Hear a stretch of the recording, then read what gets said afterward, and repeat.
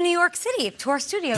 That's one heck of an introduction, right? It's not the Blue bad. Angels, that's great. So earlier this week, I presented a couple of Adam's fantasy values, right? Rules that I use living through a fantasy draft. So we have another fantasy connoisseur here in the studio. I wanted to find out what you think fantasy owners should know and live by as they consider draft day. Yeah, well, first, if you're a casual fan, okay, you have to make sure you know what the rules of your league are and your scoring Great system. one. I get so many people on Twitter who are asking me for advice. Well, do you get points for catches? I don't know. Yeah, check Is it 6 points for touchdown passes? I don't know. I'm not sure. Well, then how the heck do you expect to win your league if you don't know what your scoring system is? And there's so many different scoring systems and rules now. You've got super flex leagues and 2 QB leagues and all kinds of flexes going on, so you got to make sure that you know the rules so you can draft intelligently. How much do you focus on knowing your competition, knowing the guys that you're going up against and knowing who they like, what they like, the way they like to draft? Well, especially with the dudes that I draft with, like the industry cutthroat Go ahead, name drop sharks. it. Name drop it. I mean, Miz, you know, like guys like The Miz, Bob Jerry Harris, Cantrell. like The Miz. Well, those Bob guys Harris, too. I love you, Bob Bob. Harris. And I know he's watching right now too. So when I'm in these drafts with industry folks, Yeah. it's totally cutthroat. It's super I tough. mean, and they always do the same thing. It's always sort of waiting on quarterbacks, and we're going to talk about that later. Okay. Grabbing running backs and wide receivers a little bit early. So What's your next tip? So come in with a strategy. Know your scoring system and your rules and go in with a strategy. So maybe your strategy is, I want to get Travis Kelce. So he's going to be a second-round pick. All right. Okay, Maybe sure. I want to get one of the elite tight ends. You got to go with one of those guys in the first 3 rounds. Maybe I'm going to take a quarterback early. Don't do that. But if you do, you have to have a strategy when you're going to do it. And you also can't be afraid to sort of audible from that I was going to strategy say, you as have to be well. flexible. Exactly. Don't bog yourself down. You in have a to, strategy. because if there's dudes that you really, really want, you don't want to wait on them necessarily. Like Tony Pollard in a draft that I was in a couple nights ago, 8th round. 8th. Well, let's stop 8th right there. I know you're a round. huge Cowboys fan. Everyone wants to know about Cowboys Tony fan. Pollard. So give me a couple sentences on what you think about his fantasy value. Anybody running behind that Cowboys offensive line is going to have plenty of value. He could be an RB1, RB2 if Zeke is out. But as a Cowboys fan, I'm also... Zeke, I'm pleading with you, dude. Yeah. It's messy, dude. That sounds Come like on, a dude, please fantasy, come all back. right. All right, what else do you have? What's another tip for fantasy? Well, you talk about strategies. Yeah. You draft running backs and wide receivers early. And the running back position is even harder to navigate right now because what's going on with Zeke? What's going on with Melvin Gordon? He's going to miss regular season games now, we're hearing. So Do I trust David Johnson? What do I think about Les coming off a year? So you want to make sure you go after your big name players, guys that you know are going to produce, like the Saquons and the CMCs and the Alvin Kamaras of the world. And then you see James Conner, Nick Chubb, who, by the way, is going to have a huge season. But you're you got taking some wide receivers in there DeAndre as Hopkins well. over James Conner and Nick Chubb, even though there's way more depth at wide receiver. Because on the flip side, where you're going to get those guys in round 1, I can probably get a Joe Mixon That's at the true. beginning of the 2nd round, and then you're looking really, Dalvin really Cook, good. Freeman. Exactly. Yep. Those type of players. Yep. Okay, any other tips for us today?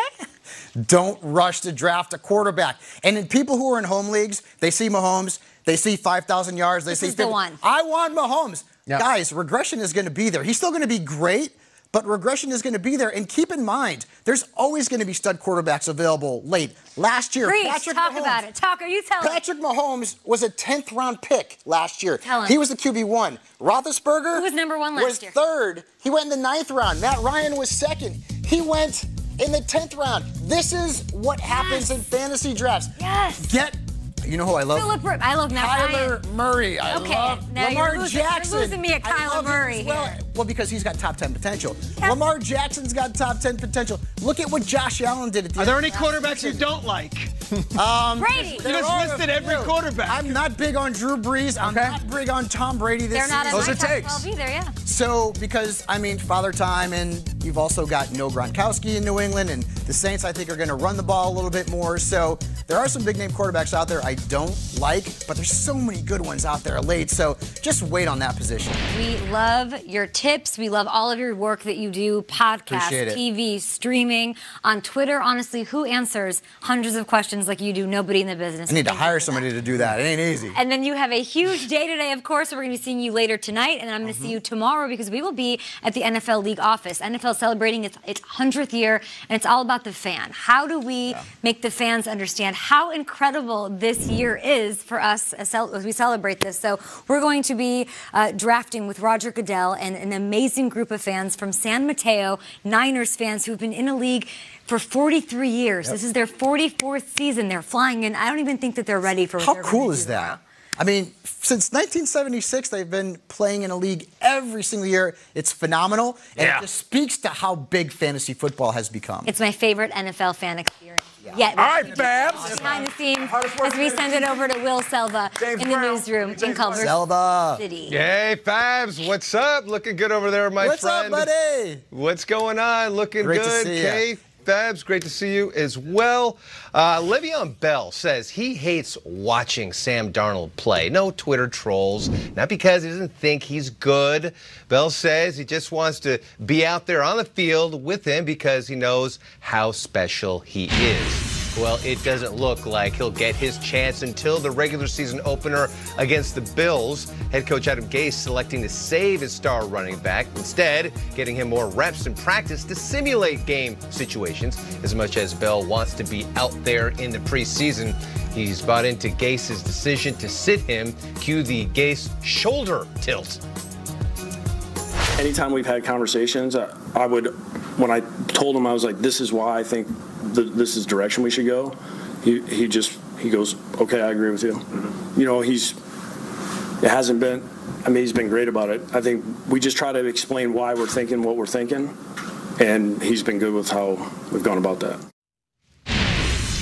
Well, Robert Kraft and the Patriots donating $275,000 to their community MVP award winners in honor of the late Myra Kraft. 25 organizations receiving grants of $10,000 each, with $1 grand prize winner getting $25 grand. The award celebrating those who give their time to help others. And Browns wideout Odell Beckham Jr. dealing with a hip injury and is not expected to play against the Bucs on Friday. OBJ has not participated in team drills since August 6th, but has indicated he expects to be good to go for the regular season opener against the Titans. So there is your OBJ update. I know everybody is anxiously waiting to see how he's going to recover from the hip injury, but fear not, it does not seem like it is anything that is very serious. But Babs, there you are, my friend. Are you going to be singing Rooster? Yeah, I know you're a big Alice in Chains guy. Yeah, come on. Buddy. Oh, yeah. Love Oh, it, yeah.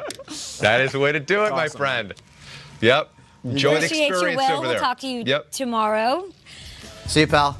We're throwing it back this Thursday. What is your favorite interception of all time? That's the question. Oh, that one's As we sit here 14 days away, 2 weeks away from kickoff. It's football in 2 weeks. That is so cool. 2 weeks from tonight? It's Crazy talk. More bricks on the pile. Let's go.